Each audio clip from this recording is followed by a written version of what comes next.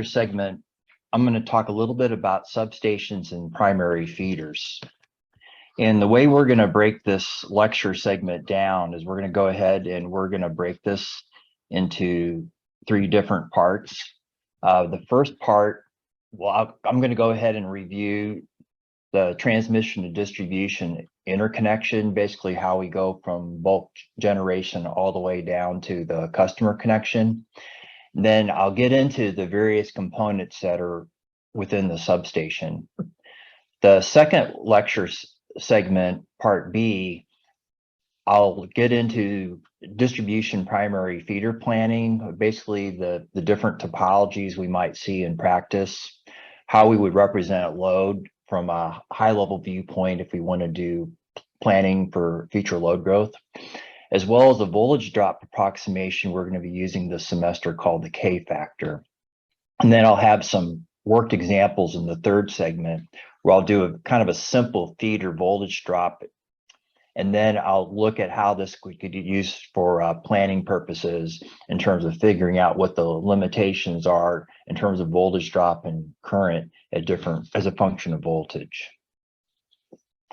So we talked about this during the first introduction lecture, but I just want to get back to this one more time.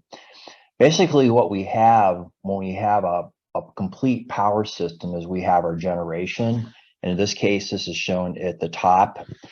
This particular figure is more shows just the central generation in this particular case.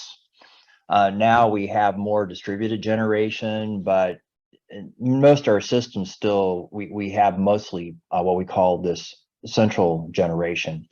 This central generation typically is at the 18 to 24 kV level. We step this voltage up for our high voltage transmission. So what transmission is designed to do is basically get the power from our centralized generation to our various types of load centers. Right now in the North American market, we typically see transmission voltages going from say like 138 to 765 kV. This is going to be of a network type of a nature because we want to be able to withstand like a transmission outage due to say like a fault. And then when we get to the load centers, what we're going to have is we're going to have a distribution substation that we're going to be stepping the voltage down at. Now, between transmission and distribution, there could be another layer where we have transmission substations that connect the different transmission segments together, as well as what we would refer to as a subtransmission. And so let's suppose you're going to get power out to an area, say like where I'm at in Raleigh, North Carolina. When you have your transmission run to that area in order to distribute the electricity down to the lower voltage levels, what you may have is something called like a subtransmission. It might be like a loop around the city where basically we would run this at a in-between voltage and maybe somewhere between 34.5 and 100 kV. And the definition of the voltage for subtransmission is changing. You know, a long time ago, this could have been a lower voltage, but you'll typically see, you know, maybe like 100 kV being used to route power around urban areas. When we want to make connections to the end customer, we've got to step this voltage down. And so what we have is we have the distribution substation. And what the distribution substation does is it steps this down to maybe somewhere between 2.5 to 34.5 kV.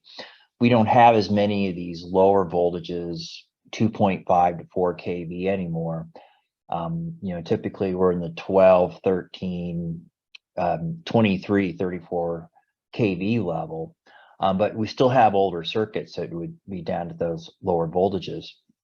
And when we make the connections to what we call the primary sections of the circuit right out of the substation, note what we are going to have is we're going to have voltage regulation. The reason we need this is that the voltages at the transmission level are going to be fluctuating. But what we want to be able to do is re-regulate the voltage at the top of the feeder, the distribution feeder, so we can supply a higher power quality voltage to our end customers. And what this allows us to do is it actually allows us to analyze these distribution feeders separately from transmission. And so if we're always having some type of voltage regulation at the substation, we can start our analysis at the top of the feeder at the regulator and basically work our way down the circuit. And so we'll have these primary feeders run out of the substation. We can interconnect to the various customers. We could have commercial customers, say like at 208 volts. It's not shown in this particular diagram, but we could have industrial customers at 480 volts. But what we're primarily going to see is we're going to see our residential customers being connected up, and they'll have a split voltage circuit like we talked about in the single phase transformer lecture, where we're going to be supplying not only 120 but also 240 volts. On the secondary side of these customer distribution transformers, we could also have kind of long secondaries depending on whether we're serving urban areas or rural areas. These could be kind of long circuits that have maybe 100 customers, or we could just have situations where we have a simple service drop where we're just serving one customer. It just kind of depends. And so anyway, this is the general hierarchy, and what we're going to be focusing on is from the distribution substation on down. So as far as the subtransmission topologies, we're not really going to get into this in this class. But just be aware that you have different ways of going from bulk transmission down to these distribution substations. You could have just simple radial types of circuits. These will be fairly inexpensive to build. The only issue you run into if you have a loss of a segment, then everybody downstream is going to be outaged. You could put these into loop configurations if you wanted more reliability. And so if you had a single line outage, that wouldn't result in an outage for your customers. And then you're also going to see various types of hybrid schemes. You could have schemes where you're basically building up some type of a network, as shown in the lower left, or you can have other sort of schemes where you kind of form loops, and then you would have like maybe taps coming off of sections of that loop. And so anyway, this is something that's kind of beyond the scope of this class because we're going to be starting from the distribution substation, but just kind of realize that you do have these subtransmission systems that a lot of times serve as the go-between of high voltage transmission and the medium voltage distribution. So in the substation, you have various types of components, which I'll get into in just a little bit. This shows a sample substation from outside the fence. And what this is doing, this is connecting to a transmission grid. And what it's doing as its primary purpose, it's converting the transmission voltage down to medium voltage distribution. And so it has a voltage conversion role. What you also have in this substation is you also have these voltage regulators. And so this gives us the top of feeder voltage control. And we'll talk about this quite a bit during the course, you know, how this is taking place and what the set points would be and things like that. You've also got top of feeder protection devices and relays and breakers and things like that to respond to faults on the circuit. And then you would also have switching. This is another important function of substations, where if a piece of equipment needs to be taken out for maintenance, then we could switch around that device in such a way where we can do maintenance but not have an outage for our customers. This shows another view of this as far as the elements in the voltage conversion link. And so what you would see is you would see incoming transmission lines or subtransmission lines. In this case, this is showing this at 34 kV. So this would be kind of like the lower end of the subtransmission level. You would want to protect the components in your substation against surges such as lightning. And so you would have what's called lightning arrestors there. You would have air brake switches that could be used to reconfigure how the substation's connected up to transmission. You would then have sort of like the star of the substation, which is a step down transformer. And then you would have your voltage regulators. And these could be standalone or these could be integrated into the transformer. Then at the top of the feeder, then you would have the various breakers that are protecting the feeders. And in this case, we would refer to this as the switchgear. You could also have some cutout switches, different sort of switching components, which are used to kind of help reconfigure the system if we have to take something out for maintenance. And then you have the outgoing transmission lines where you can have 1, 2, 3, 4, 8, maybe more feeders coming out of each substation. So subtransmissions are very complex. They have a lot of different components. It's not something we're really going to be getting into in this particular class, but it is an important topic area. And so when you think about the different components, you would have the site. You have to prep the site. You need to make sure that you have drainage there. You make sure that you have the yard well established, you have a fence, you have something that's going to be secure. There's going to need to be a grounding system underneath it. So when we connect components up, they're connected to a good earth ground. You have overhead lightning protection. Typically, you're going to have like wires, shield wires strung over the substation to protect the components against lightning strikes.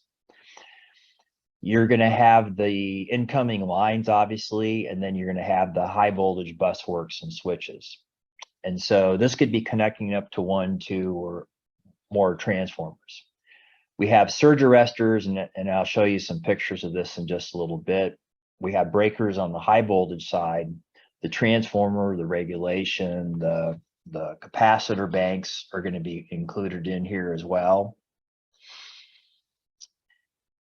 And then we're going to have other sort of elements in this as well, such as the feeder circuit breakers, the exits that go out to the primary feeders.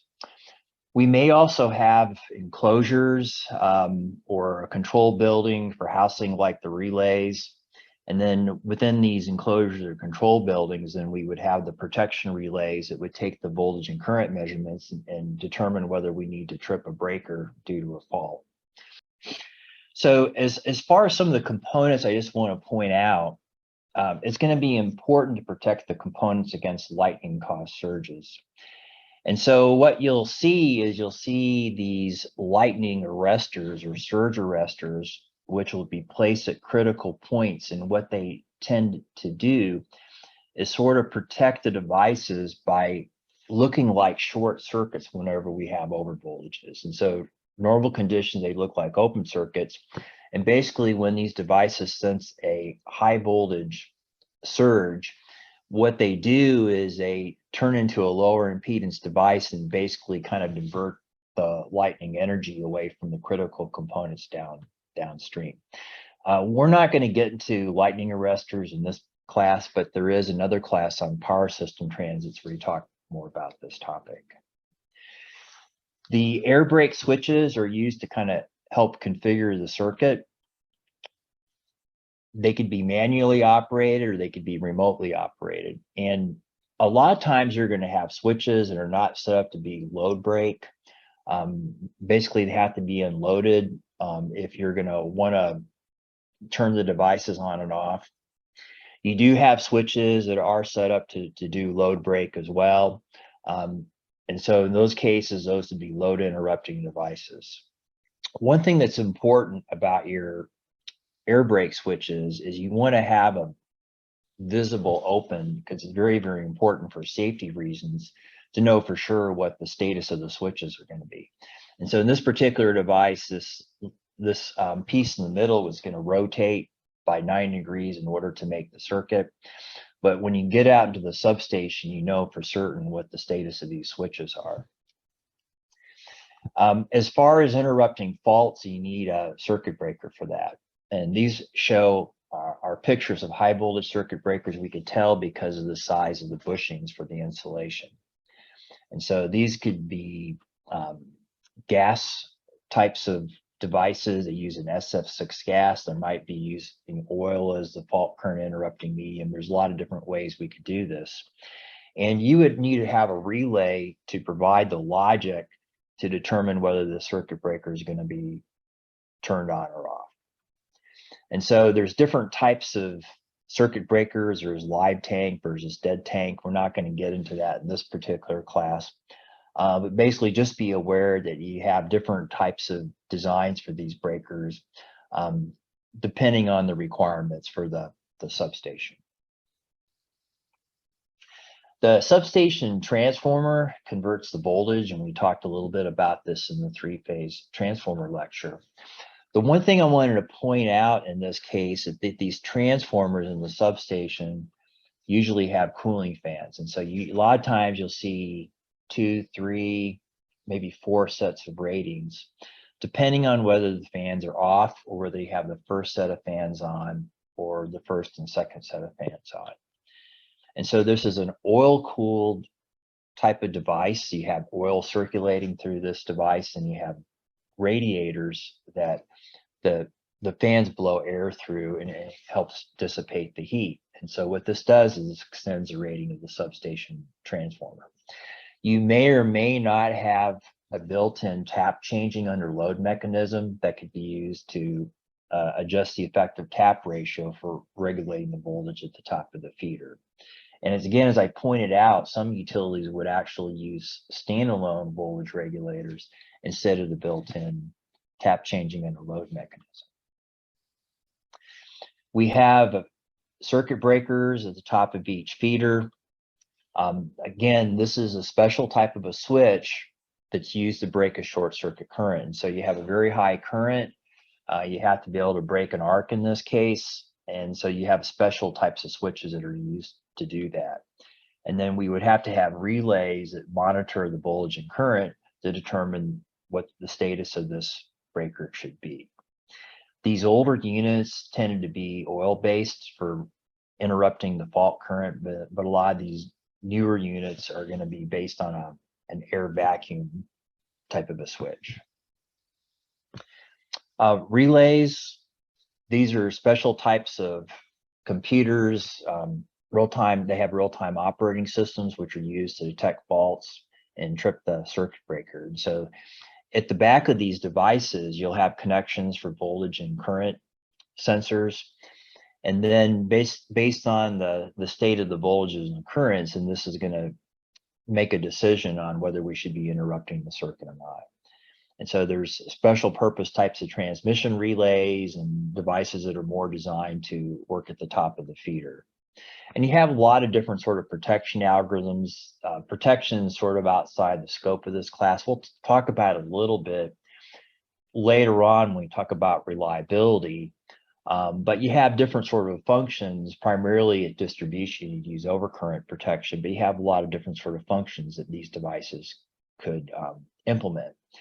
And then what's also important about these devices, these are used to take measurements. And so later on, when we talk about like volt VAR control, these devices could also provide measurements that can be used as an input to volt VAR control.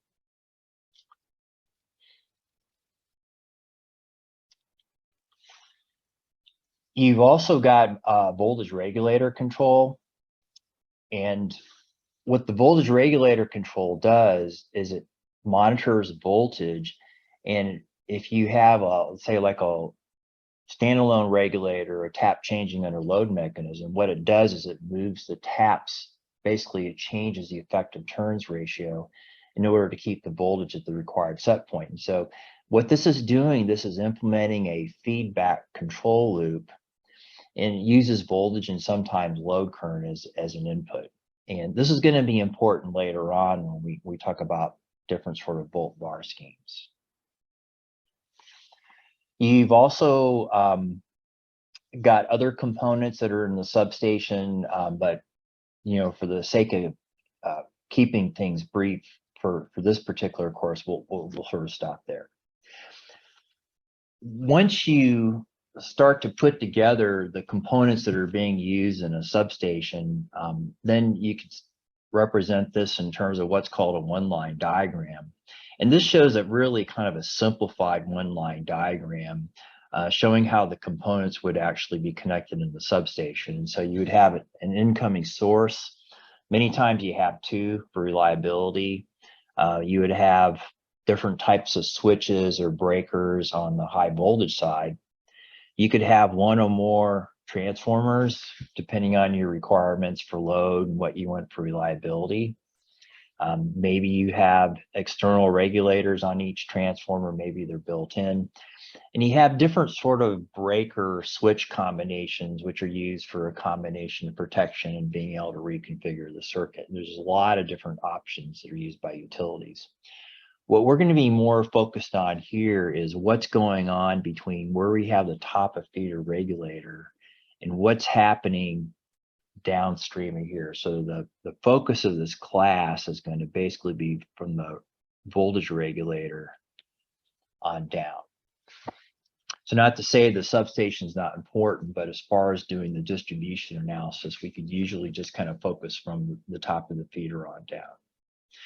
But where the number of transformers we have in the substation and what we have in the substation in terms of the different buses and the switches, that's all going to factor into the type of reliability we could expect to get if we have different types of outages of components or items in the substation, right? And so that's not really the scope of this class. That would be something you would get into more on the substation design. So let me go ahead and move on to primary feeder planning. I'm going to talk a little bit about different sort of topologies for primary feeders. This is basically from the top of the feeder on down to the customer distribution transformer. And let's touch upon construction a little bit. I don't want to get into the too much because we have separate lectures on overhead and underground. And let's also talk a little bit about what we're going to be wanting to do with primary feeder planning. So topology we see in North America for the most part is going to be a radial topology. And so at the top of the circuit, we've got a three-phase feed from the step-down transformer.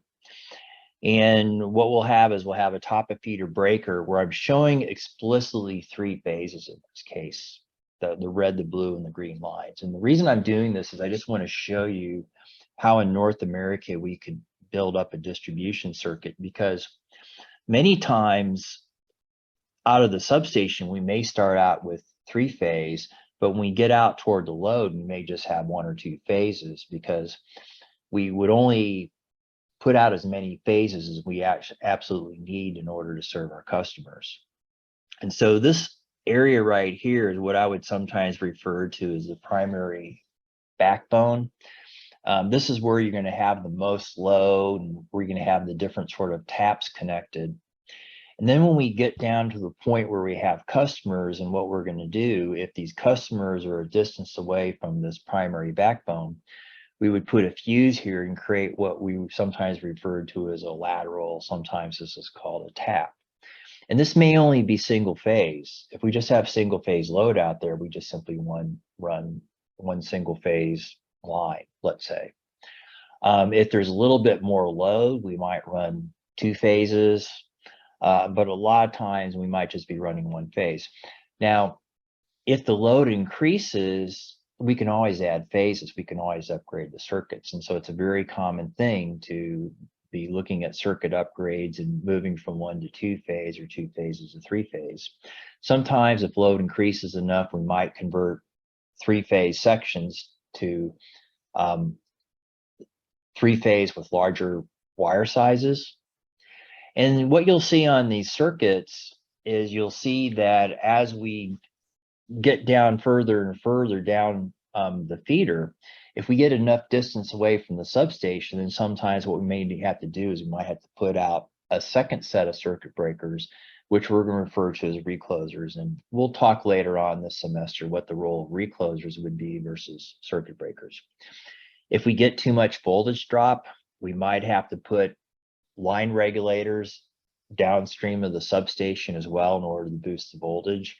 And then if it's just an issue with a single phase lateral, we could just put a single phase line regulator out there.